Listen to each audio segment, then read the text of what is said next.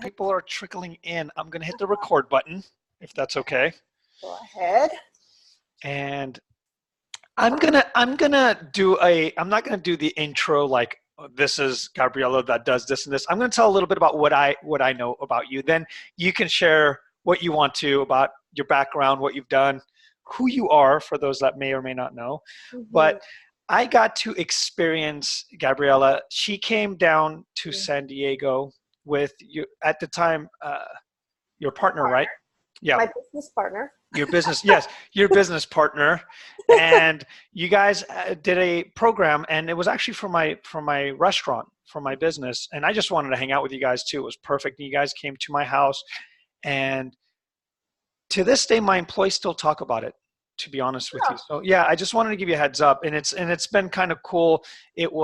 That's what they talked about every time I share the principles. So now everything goes back to what you guys said. Like I'm like, okay, so I don't get any of the credit, mm-hmm. but it was an experience for them to see something that they kind of heard from me before, but it was expanded upon with you guys. Mm-hmm. And and I got to actually hang out with you guys and go to dinner and hang out just in general. And I just wanted to say that for those that don't know, Gabriella is one of the biggest hearted, Mm. amazing Oh, people that I've met. And uh, to this day, she still gets my cards from my little daughter as she's growing up every yes. year for Christmas and the holidays. Mm. And I'm just really excited to have her because, it's one thing that people share the principles. It's another that the principles infuse their life, and you just get to see their grounding and the way that they live and the way that they show up. And to me, I remember when I asked my coach back in the day, Rich Litvin, I said, how do you know um, which kind of coach to hire? And he said to me, the one you trade places with. Mhm. And in Gabby is someone that I would trade places with if I had an opportunity to be a fly on the wall and I could see how she lives. That's the kind of coach that I would want, the person that lives the life that they share in their teachings. So that's my personal view of who you are. And I do want to get a little bit of a you've done a lot in our community. Like you've been around this stuff for so long, and you've been in the trenches. I put that in as the title, as someone that's been in the trenches, that's worked in communities, worked for government, right? The Santa Rosa. Can you tell us a little bit Santa about you? Clara. Santa Clara, sorry. Yes, Santa Clara. That's fine. Santa Rosa, Santa Clara. Yeah, I got very lucky. So I was working for a nonprofit a long time ago. I started working when I was 9 years old. No, I'm just kidding. I was 20 something, 24. And I was working with kids. I was doing alcohol and drug prevention in elementary and junior high schools. And if you want to get grounded, kids is one of the audience that will help you do that, right? Because they're not polite enough yet, and they're very real. So I was doing that. I was doing that with Billy King, which many of you have probably not heard of Billy King, but he worked in Santa Clara County for a long time, and he was the real deal. I mean, he was working in the community and all that stuff. And then the story that I remember the most is Billy was my supervisor, and he wanted me to give this test to the kids. And I was working with third graders. And it was a pre-test and a post-test, right? So it was an 8-week class. We did the pre-test, and then we checked the post-test, obviously, after the 8 classes ended. And one of the questions, this is before the principals, we were doing a program based on the 12 step, the 12 steps of recovery. And one of the questions was, if your parents are alcoholics, you have a greater chance of being an alcoholic yourself. And my mom was an alcoholic. My mom died from alcoholism. So when I saw that question, it touched something very deep in me, and I erased the question without asking Billy. And so then 3 months later, he called me in, and he goes, "Hey, what's going on? Why did you erase that question?" And Billy came from a background of addiction, and the 12 steps had been very, very helpful for him. So I told him, I just really don't think that's true. And we had a discussion, and he said, well, you need to put it back. And so I said, okay. And then I was going to put it back, and I just couldn't put it back. So of course he calls me to his office again. He goes, what's going on? And then we had a discussion, and I said, you know, as a child of an alcoholic, if I read this, it would just really scare me, it would freak me out. So anyway, eventually, because he was my supervisor, the question went back into the pre and the post test. But fortunately, we had a training, a 3 principles training, like 2 weeks after that. And so eventually the question got taken off completely, right? And so I started with the nonprofit world and started working with kids. Once I went to the training that was offered by Santa Clara County, and you know, Amir, I'm working on a book with in Spanish with a partner that I have, a business partner, and in the oh God, I forgot the word in English. You know, for the acknowledgments.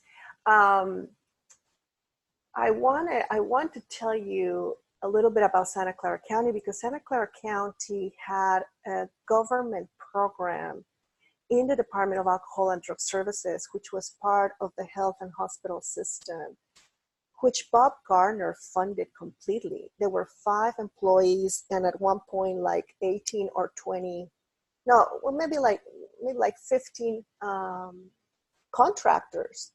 And we were teaching classes every day of the week. I think at one point we were delivering 45 classes a week, you know, with kids and jails and homeless shelters and teachers and administrators and employees. And so that was a very, very rich time in my life, because I was myself teaching probably somewhere between 5 and 12 classes a week, you know, in English and in Spanish, and with kids and with adults and in the community and all kinds of stuff. And that was part of my life for 10 years. At that time, people that wanted to see how the principles could be taught in these kinds of environments would come from all over the world. And, you know, some of you know Kathy Casey, Mark Howard, I mean, just like a lot of people came out of the county, Linda Ramis. And so in retrospect, I look at that and I was like, wow, that was kind of a miracle that Bob Garner had the leadership skills and the ability to fund that government program for so many years. I actually was trained originally by Roger Mills, Dr. Roger Mills, who has passed, left us in 2006. And again, it was very rich, because he kind of adopted me and would take me to different trainings really across the country, and mentor me, was very patient with me, in spite of the fact that I bumped many times. You know, he was like, okay, you know, let's just do this again. So just being around Roger was really, really wonderful. And for those of you that don't know Roger Mills, he really led in the field of community work with the principals. So Roger was relentless, and he would go to conferences across the nation and present, and then work with different groups and different communities, and just the toughest communities and the most sensitive communities in our country. And then after that, my husband, we found out he had a heart issue, and that was really like a call to action for us. And so he retired and I quit my job. And I was very clear that for me at the time, and still today, the most important thing in my life, the center stage, is my family life, my personal life. But then through Roger, I, of course, developed a very close relationship with Amy Mills. and Amy and Roger at the time had a nonprofit, and so I started supporting her a little bit in directing her nonprofit. And then after I stopped doing that, then I was also part of the board of directors of the nonprofit and just continued to work with sensitive communities, a lot of kids, a lot of prevention work. And then, like you said, then in that nonprofit, it's escaping me, the Center for Sustainable Change, Elise was working for the Center for Sustainable Change, and then Elise and I started hanging out together, and then we created True Change for a couple of years, worked together, and then I've known Jack Prensky for a long time, so, him and I have worked in, Puerto Rico and Spain, doing a lot of trainings for coaches and retreats.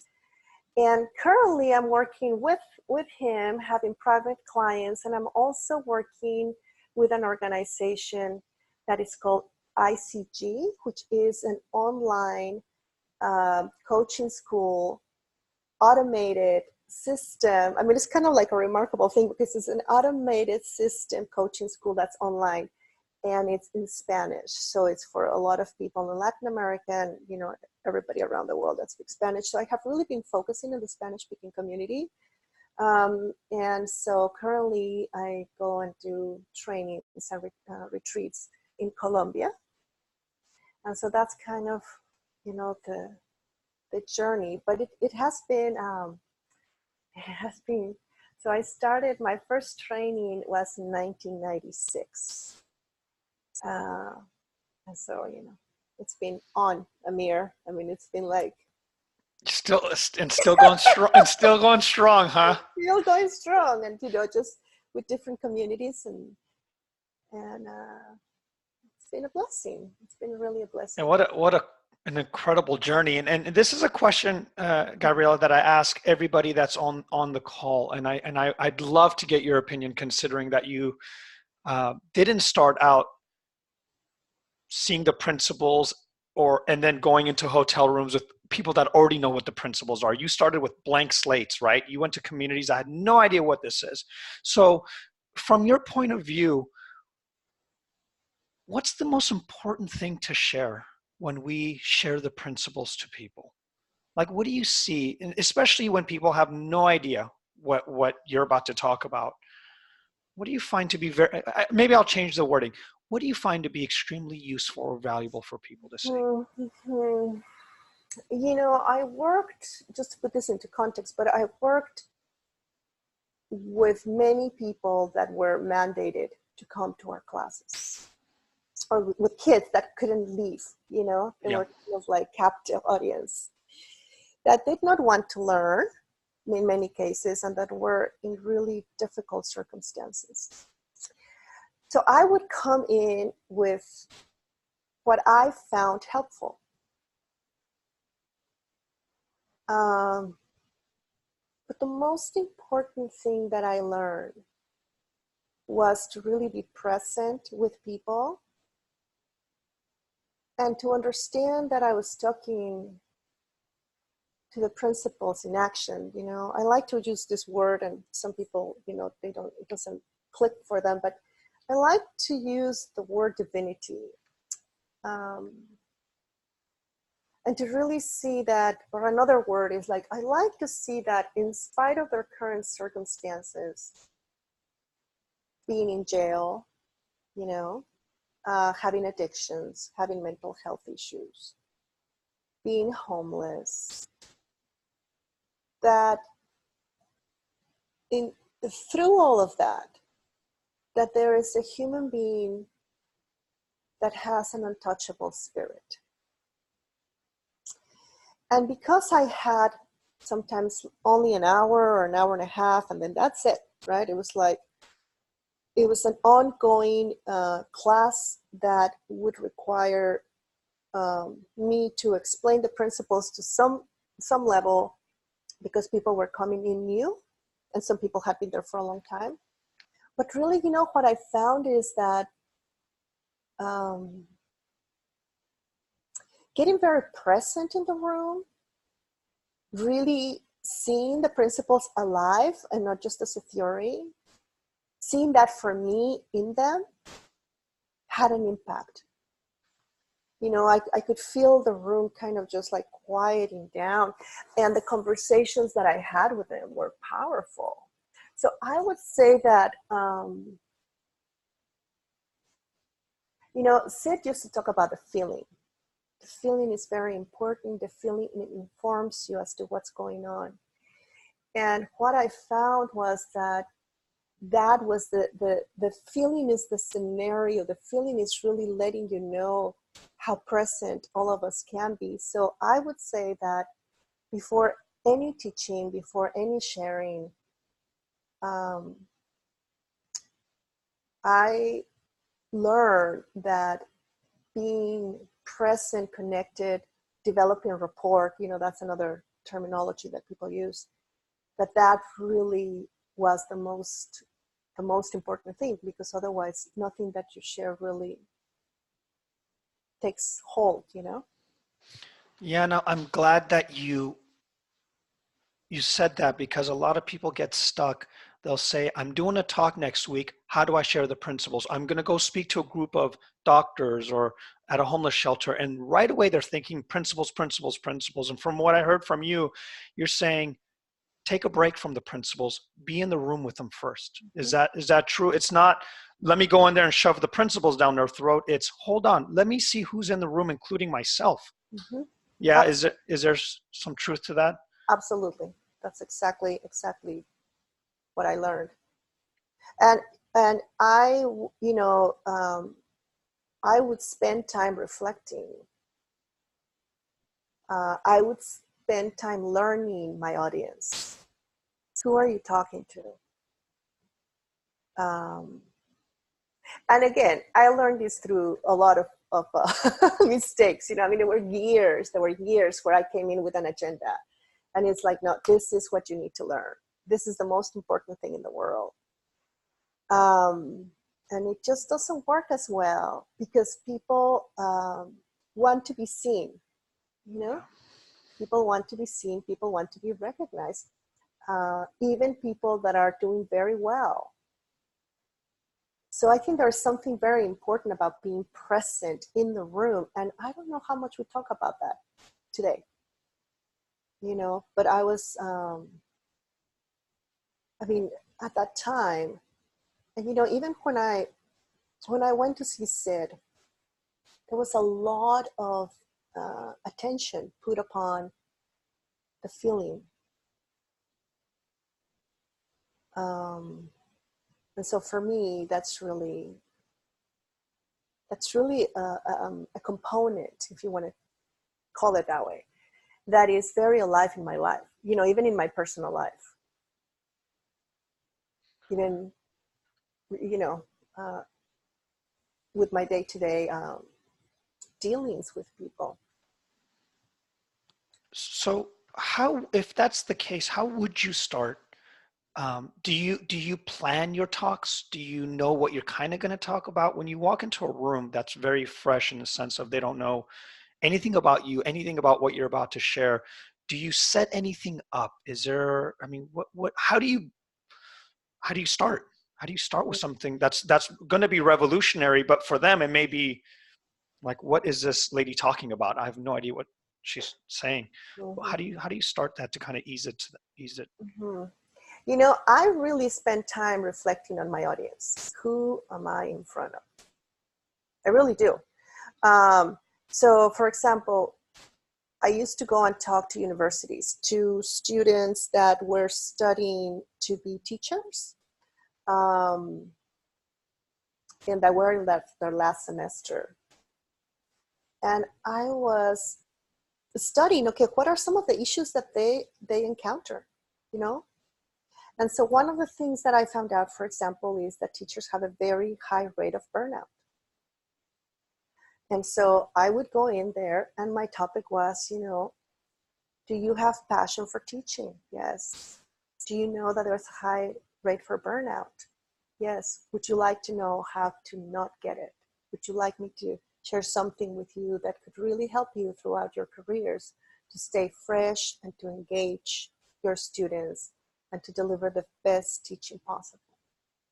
So one of the things that I got in my training at the county was this idea of talking about whatever topic people are going to find interesting and track it back to the principles.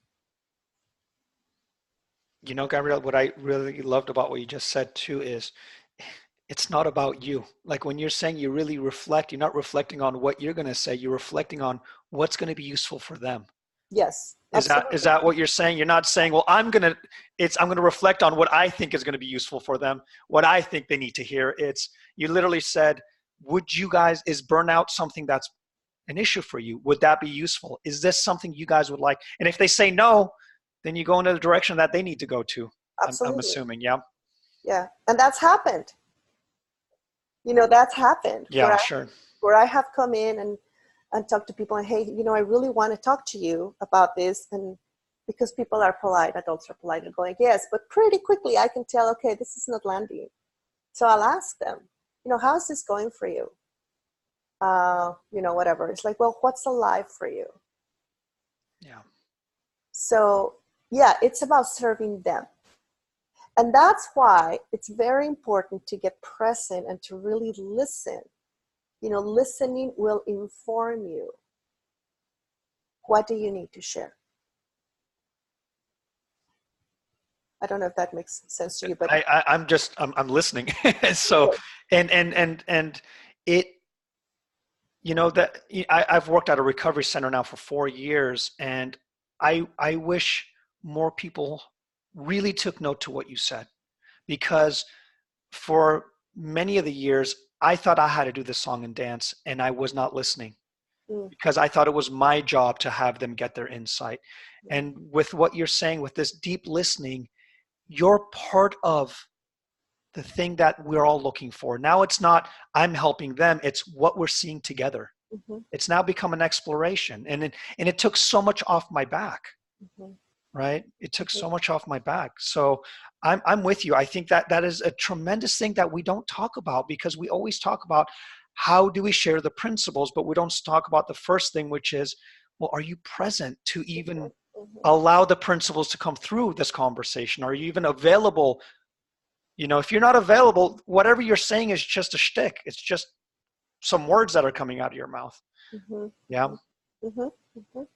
I wanted to see if anyone wanted to ask you any questions. If not, I have plenty of questions. But if anyone wants There's to, one question. Oh, I'm sorry, that was you. Sorry, never mind. yeah, please, yeah. No, if anyone wants to jump in and ask Gabriela a question, feel free to jump in. And we can take a moment. You know, I mean, really, we can take a moment to reflect. I can give you 30 seconds or a minute to really see if there's something that you want to share or ask. Yeah.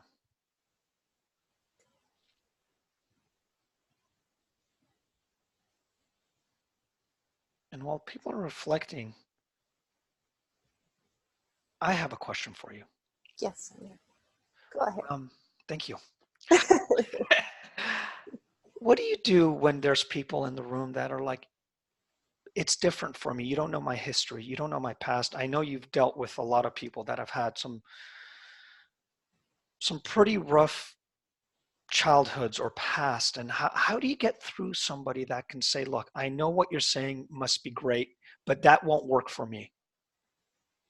Like, what do you have? I don't know if you've ever dealt with that. I'm sure you kind of have in your many years of working with.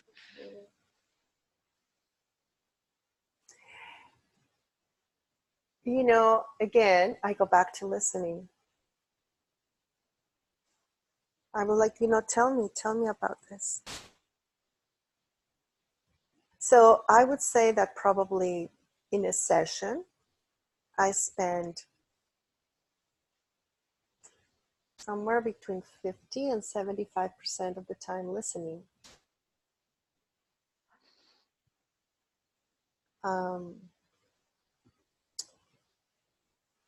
Because there's no convincing. And you know what?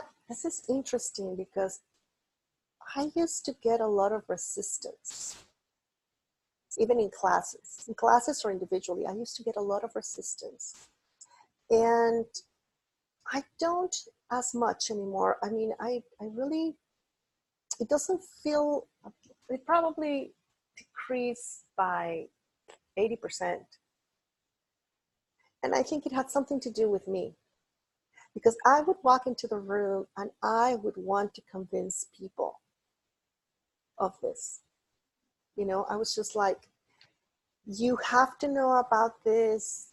You're not listening. Listen. You know, it's like, it's really interesting to see because when I found resistance, it didn't occur to me to track back and to get quiet and to really be present and not to have an agenda and to really listen to the person that was in front of me.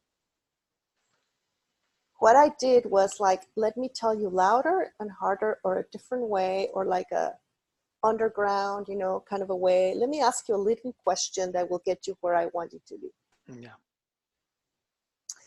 And so it seems like when, as I shifted in that area, the resistance has decreased. And so I think there's something about the feeling. Again, the feeling informs you what you need to do. And often what you need to do is if there's a lot of yes, but, yes, but, yes, but, yes, but, a lot of resistance, what that indicates to us is you need to step back and you need to listen. Because there's something that is not obvious, you know? And you know what? Sometimes I've said, you know, I'm so sorry. Let me hear you. Yeah. So it's really amazing how essential and powerful and important listening is to us as coaches or, you know, as principal sharers or as facilitators. Yeah, I came up with this. It was after about a year of working at a recovery center, concepts versus compassion. Like I would come in conceptually to help people and you would see it right away. You would see as soon as someone can argue with you, I've realized it's probably because I was coming in with a concept they can argue with. Mm-hmm. And when there was a deeper feeling, even if they couldn't express it, they saw something and they would say, I don't know what just happened. And then as soon as they try to say it, then it's like, no, that's not what I'm trying to say, but I just feel different. And that would be like, it would be almost like the words started to melt. It would not. Mm-hmm. And so what you said is absolutely right. When I got the yes, but, it was because I was showing up for them to have a reason to say yes, but. Mm-hmm. Yeah. And I love that it pointed back to how well I was listening, how well I was, again, how available I am. And I know you've said this several times on this call, but I'm telling you, for everyone that's on this call, this is the most fundamental, most important thing when sharing this stuff. Like, I'm so glad you're not jumping in saying, well, here's how I share. Here's what's important. Mind is this, consciousness is that. It's go back to deep listening. Mm-hmm. Go back to it. And the feeling will inform the next step. Mm-hmm. Every single time. Every single time. We have a couple. Let me get, we have Jules and Pramila. Let me get Pramila on here. Pramila, feel free to unmute Oh, yourself. Pamela, I haven't talked to you in a long time. How are you? I'm doing good. How are you? Good. I'm doing good. It's great I to have see to you. say, you're looking so bright Oh, and thank you. younger. Younger, there you go. Younger. You're looking beautiful. Thank you, Pramila. Yeah, big shine. My question is that when I'm sharing, especially these days, I have this group with Krista Smith from Atlanta. So he comes in, he's the only one who comes. And he's coming because he doesn't have a job. Mm-hmm. But then if I ask him, I said, well, do you have friends who would like to come? He said, but what's the purpose of it? Because it's the yes, but, yes, but, yes, but when I listen. And, you know, because I've only got one, there's me kind of saying, can we have some more people? But his question is, well, what's the purpose of this? And what do you say when he asks you that? just understanding ourselves. And what does he say? Just shrugged his shoulders. He said, yeah, I know, but you have to be in my shoes to understand where I'm coming from. And what do you say? Oh, God. I agree. I agree. You agree to that? Yeah, I agree. There's no way I can feel what you're feeling, but we can try to see how we can lessen the pain a little. Has that worked? He's quiet, but not quite.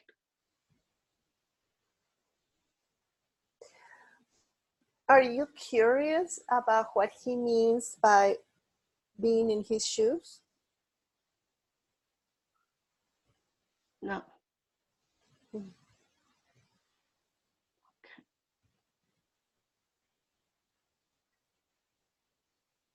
Okay.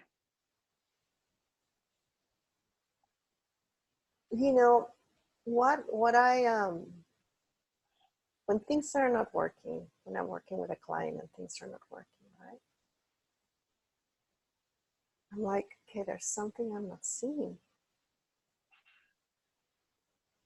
So the resistance or the, whatever, moves me to like really, people have said this before, like getting curious or, like, what does he mean by that? How old is this person? Oh, he's 50, 45. And I had a client. He was a teenager. He was 17, right? And his mother was paying me, and he wanted nothing to do with the principles. Okay, like I would start talking about the principles, and he's like, yeah, Yeah.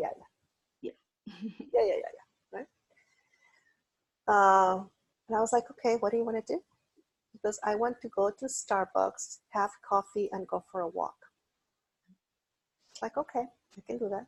So we go to Starbucks, get the coffee, and start walking.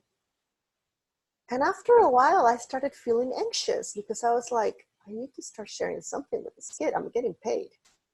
Yeah. Right?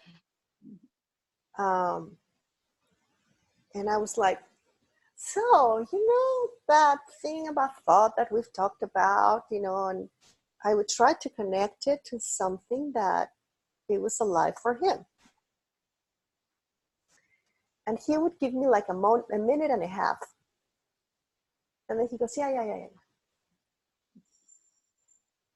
So for a year and a half, I would go to Starbucks, get a coffee, walk the neighborhood, I'm not exaggerating, I probably talked to him in a year and a half, maybe an hour, if you compile all the time together, maybe. And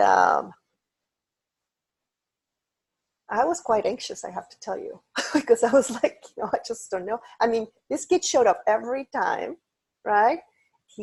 Our time together was great and it was fun, but I got anxious because I had it in my mind.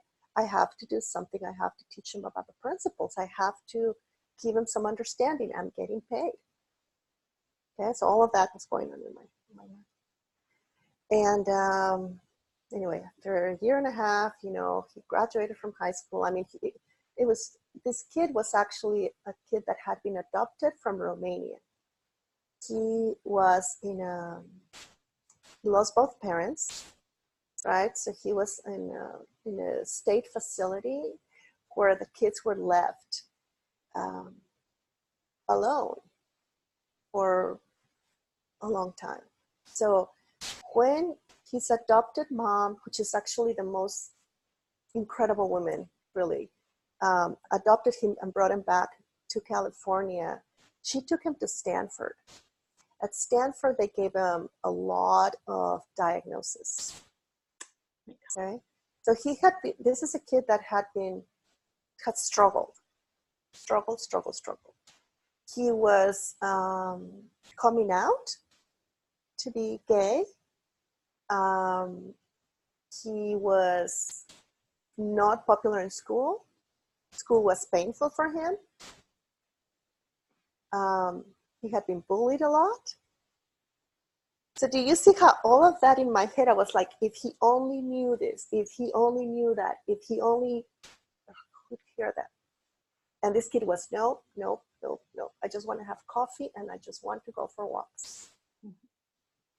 Okay, so that's what we did, right? For a year and a half. And then after a year and a half, I saw the mother at one point somewhere. And she said to me, I want to thank you for saving his life. And I was like, okay, tell me more about it. He says, the time that you spent with him was so valuable, was so safe for him, that it really allowed him to finish high school, because he was actually thinking about dropping out of high school.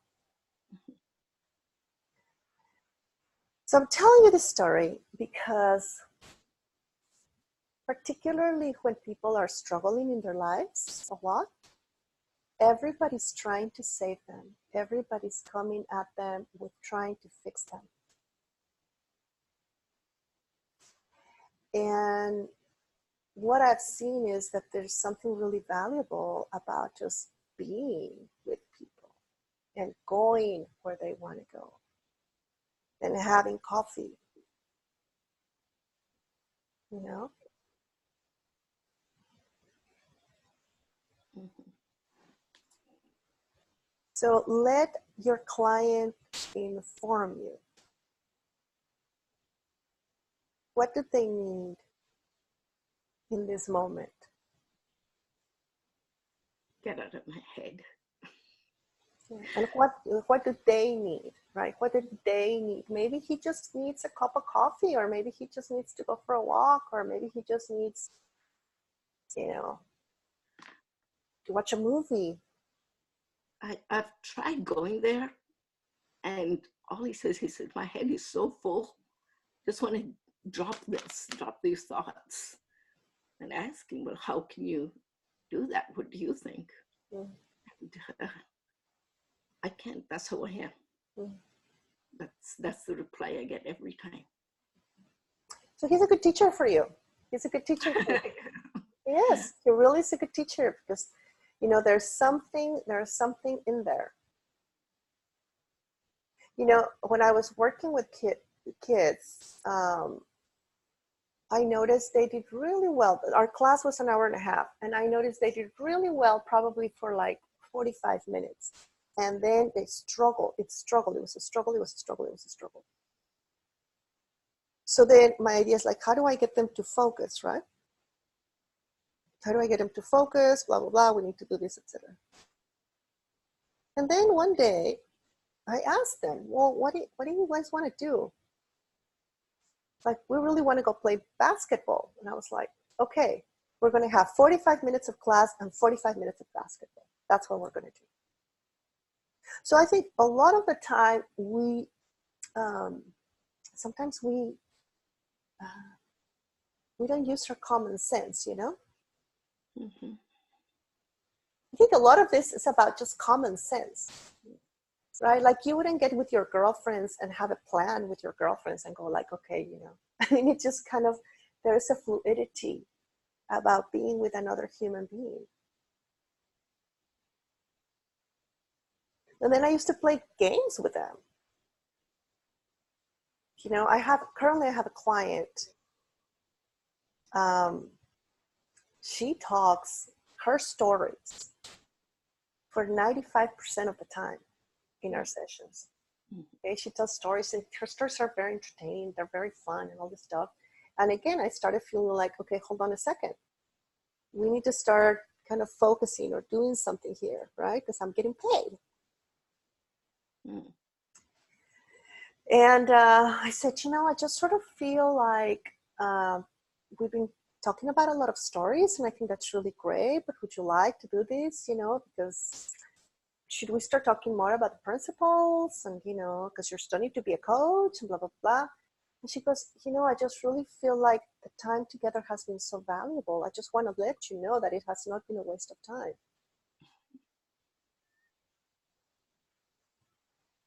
So when things are not working, I go and I was like, okay, I need to take everything off the table. Everything off the table. Everything.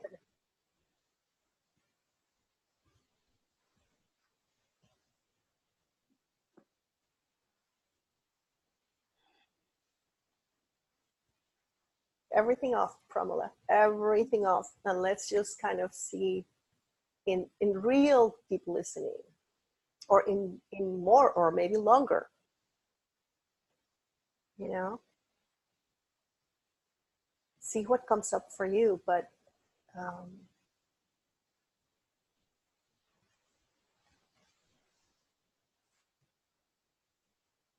you know, there's something about, I don't know what to do. I want to serve you. I don't know if is he mandated? This No. guy? Okay. So, like, you know, when that's happening, it's like, you know, I'm here to serve you. Given that you're here, what would you like to do? What do you want to do? I don't know if that's making sense to you. Mm-hmm. Yes, I'm seeing him at 12 o'clock today. Okay, good. So let's see. Let's see. Good, because I was, I didn't know where to go from here. I was planning on just going in and saying, yeah, you're going all through this, but let me tell you how this works, and then explore, you know, just explore. But now I'm coming back to what you were saying. Is that, no, it's me who needs to do the exploring, not him. Yeah, just be with him. Mm-hmm. Thank you. You're welcome. Thank you. I hope to see you on your course with Jack Pransky. Yeah, that'd be great. Yeah, that was awesome.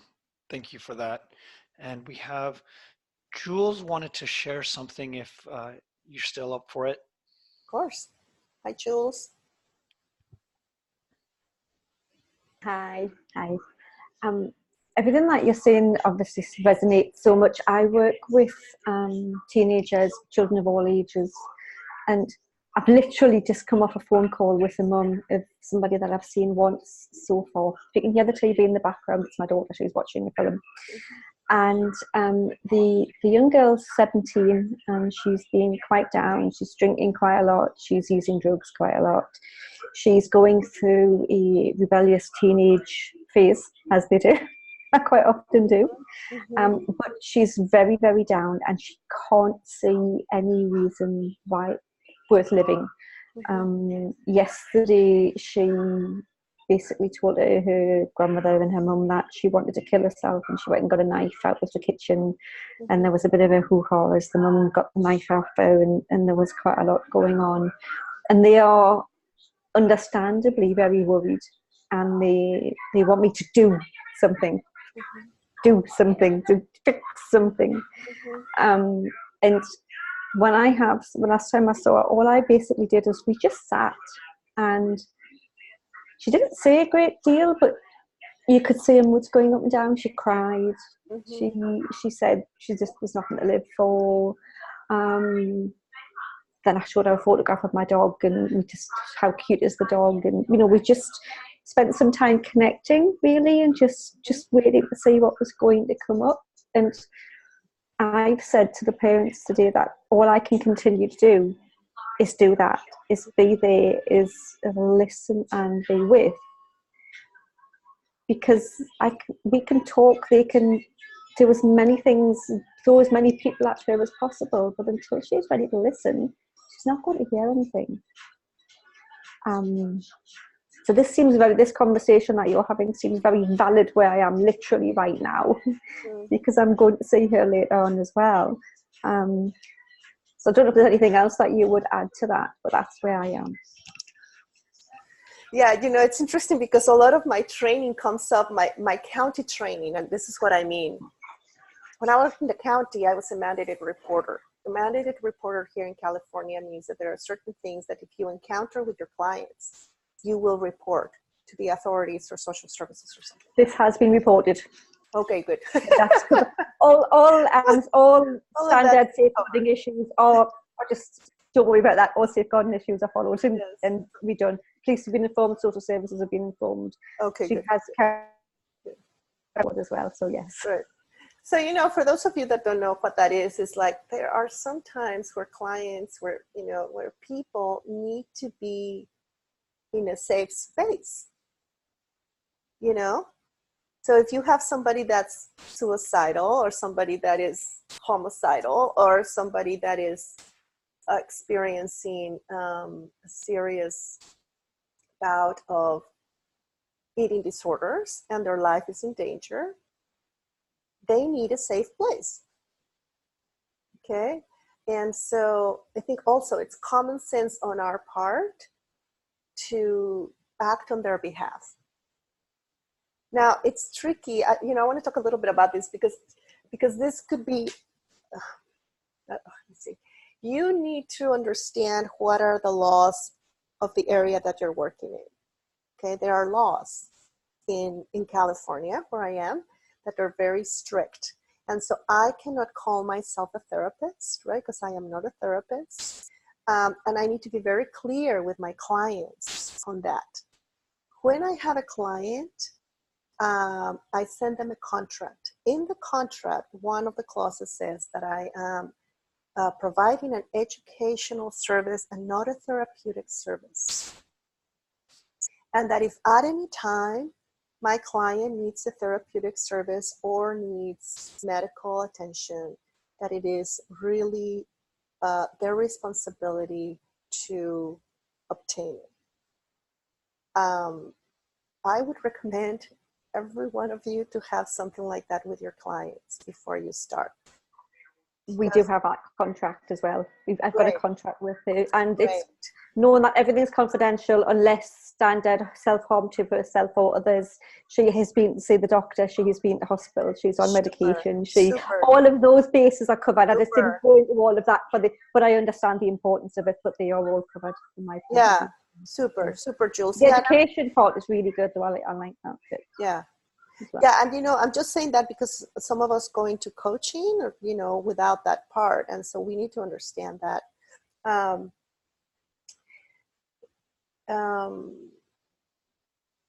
that line too, if you ever had to report something, you know, I've had to report something in the past, particularly when I was working in the county. So what I would tell, you know, I would tell my clients up front, this is when I'm going to report. And when I had to do it, I would say, you know, we have to report this, but I'm going to be with you every step of the way. So, you know, that's just like on the legal side. On the just being with a kid, I think that is great because everyone that she's encountering is probably trying to save her. And there's probably like an intensity, right? So just the ability of you to be with her in a gentle way, just kind of hanging out in communion. You know, Amir, do you know of a book that's called Tattoos on the Heart? No. Tattoos on the Heart is a great book. It's a great book. It's written by Father Greg Boyle. Father Greg Boyle works in the LA area in Mission Dolores, and he actually has Homeboys International, which is a nonprofit that gets kids and right out of prison, gang kids, and puts them to work. Okay, and in this book, he says, you know, sometimes you just need to be in communion with people. You just need to hang out. You just need to be. You know, and I think when people are in serious trouble, they're getting that intensity of how do I help you? How do I save you? You know, kids get that. How do I save you? How do I teach you? So it's refreshing when as adults we can remember just to, you know, be in union with them and hang out and be in a light feeling with them. She has that because she's had therapists and lots of people. She said to me, you know, why are you not trying to get me to do anything? People have had her trying to do all these different things. And I said, because I know that you're okay. So I know that you're okay. I know that you're having your ups and your downs. Me trying to put any pressure on you is only going to make things worse. So let's talk. Let's just chat when you want to, and let's not chat when you don't. And I'm trying to get her to get curious about how she could be good one minute and then really down the next. So when I showed her the photograph of the dog and she smiled, it's just like, see how quickly it can pass. And yes, it can come back, but it's going to quickly pass again. So it's just about, for me, it was important that I don't cement that she's in a broken state, if that makes sense, by, you know, validifying that there is something wrong with her, and that it's not just that, you know, she's quite confused at the moment. I know that the medical grounds are taken care of. And I know all of that, so I know that that process is already in place. If it wasn't, I would make sure it was anyway. But just to say, I know it's already. She's on antidepressants as well. But it's the importance for me of just still seeing the health in her, still seeing that she's going through a really rocky time, and that can change at any time. Because when she can say that I can believe that I believe that, to me that's what can give her hope, hopefully. That's the way I'm looking at it. So fingers crossed. Yeah, that's interesting, right? Because it's like, we are, as human beings, we're not ignorant as to how people see us, right? So somebody can tell you, oh my God, you're just great, Jules, but you can tell that maybe they don't need it, right? Even if they tell you. So I think what you're saying is, just want to throw terminology out there, but there was a term called the tuning fork effect, okay? And when we were trying to explain with that is, when you really see the principles in action, when you see that this kid, in spite of her circumstances, is divine, that she's got a core of well-being, that at any time she can have insight, when you see that in a real life way, there is a serenity that comes out of it, right? Because of the principle of consciousness, right? There's a feeling. And people notice that. And it seems like that has a therapeutic effect. Because when we are uptight and worried, right, there is a feeling that comes out of that because of consciousness, and people sense that.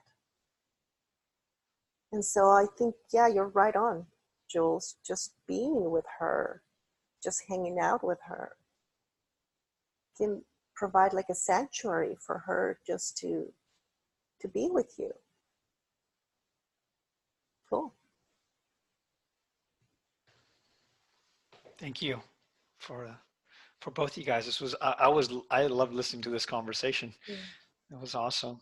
And you know, to your point, Gabriela, and I've mentioned this, and I think it's worthwhile to mention again. There's some new people on here, but when I went to my recovery center and asked them what the most useful thing they learned from me, they said, "Well, we're not sure, but this is the only 2 hours I get to be human."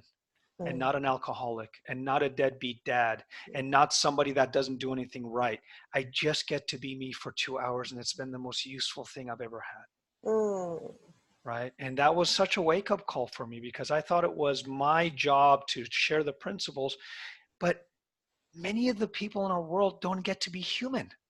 They have to they play roles. I'm a father, and after that I have to be the person at the work, and I have to be, so it's so refreshing to be alive, right? It's so refreshing because out of what you said, that there's a serenity when we get to be us for a little bit. Mm-hmm. You know, we get to get, you know, we got to go back to our heads, but when people get just that little glimpse, it does wonders for people. Mm-hmm. It's magical. Mm-hmm. And so, I mean, I'm just going, I mean, I don't know if you're watching the video, but if you go back, you're literally just seeing me, Mm. like, I don't have a tick or anything. It's just, I'm nodding and saying, yes, yes, yes, to everything that you're saying. So, Mm. and we're almost out of time. And I did want to talk, you know, why in the world would you ever do anything with Jack Pransky? I don't know. Like, no, I do. Tell us a little bit about that. I think you guys have something incredible going on, and Yes. I want that thing to be filled up. I'm not getting anything from this except that there's two incredible teachers that I absolutely adore, and I want people to go experience you guys. But tell me a little bit about it. Well, yes, I totally forgot about that. I mean, I was like, oh yeah, See, that's why I'm a good interviewer. let me tell you about that. Well, Jack and I started working back in 2001. Okay, and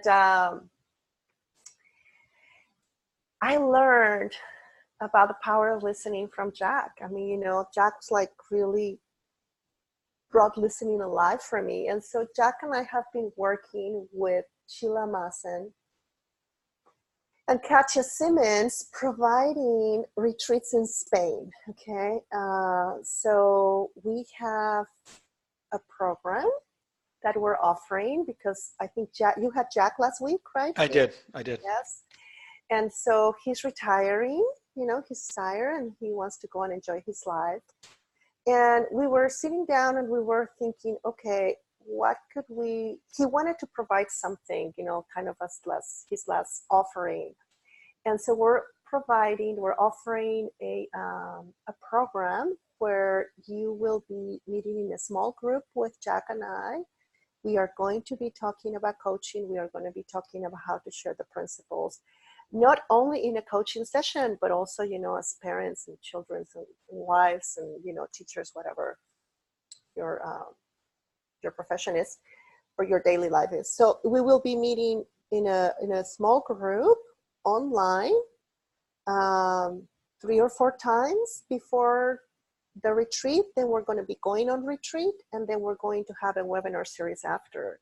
And so we are excited about that because Jack also has been working for a long time and he's learned a lot. So we are just wanting to share everything that we have learned in this program.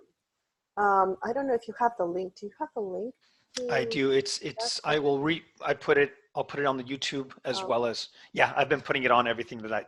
Oh, okay, perfect. So, you know, what I really like about this is that we'll have, you know, I think we only have like 5 more spaces. But I think there's something really beautiful about having a small group and really being able to talk and really being able to discuss the live things that are happening. You know, like Jules was saying, hey, this is what's going on, you know, what can you do? And then of course the retreat in Spain, which is, what happened? You just went, okay. The retreat in Spain, which you can also just go to the retreat in Spain by itself. And that's going to be happening the last weekend of October in Albir. We're actually 3 blocks from the Mediterranean. We take breaks in the middle of the day, so you can go to the beach and hang out and eat ice cream or, you know, eat paella or whatever you want to do. And then we meet in the evening. So this is actually the 5th year that I do it. And I actually love being around that crowd. And what I can tell you that keeps on bringing me back is the feeling of retreat and love that grows in the room. So it's something it's really special for me, you know, it's kind of like, I feel like a participant and a facilitator. But we have people from all over the world going and you know, it feels to me like a real alive way to create community in the world and really a sense of unity and peace. You know, it just, everybody has an accent. I mean, it's hysterical, right? Like of course, there's the English accent, the American accent, you know, and accents from all over the world. And for me, it inspires me, it gives me hope that we can really work towards having a world that's working together, you know, for the well-being of all humanity. So that's what I do it, and I hope that you can join us. I think it'll be wonderful to have you. Awesome. And we have a few people that already signed up that are going here. So I'm excited for them. And I will put the link up on the YouTube. I will also put it up in my group. And I just wanted to give you a big thank you from the bottom of my heart for doing this. This was incredible and so valuable. And it's like the simplicity of what you were saying, I think will help people exponentially share this stuff without worrying about so much. What do I need to say? Am I saying it right? Am I doing it wrong or whatever? And I love the fact that you mentioned that you've messed up many a times, and that's part of the journey too, which is great, because you didn't go, oh, I got it from the start and now I still mess up. I still get stuck in my head. And it's just, now I've just learned that's kind of part of it now. So I want to say one more thing. Yeah. You know, this is not brain surgery. This is not brain surgery. We are with people that have the wisdom of the universe as their ingredient, spiritually, psychologically, and physically. So have fun too. Yes. You know, have fun with your clients, have fun with your classes, have fun with your courses, laugh. I love that. Yes, that's the way. Look, and that's, ladies and gentlemen, how you end a wonderful call. That's it. Have fun. Go out there and have fun and be alive with your clients and your friends and family. That'll go a lot farther. And on that note, we're actually moving you to my other group. For those that are in my VIP group, we're going to hang up and jump over there. You got the link, right, Gabriela? If not, I will let you know. Okay. Okay. And then thank you everyone for joining. This will be up later today. And from the bottom of my heart, Gabriela, have a wonderful, I'll see you in a little bit. And thank you again for everyone for joining. Thank you. Bye. Bye. Thank you for being here. Yes. Thank you everyone for being here. Now get out of here and have fun.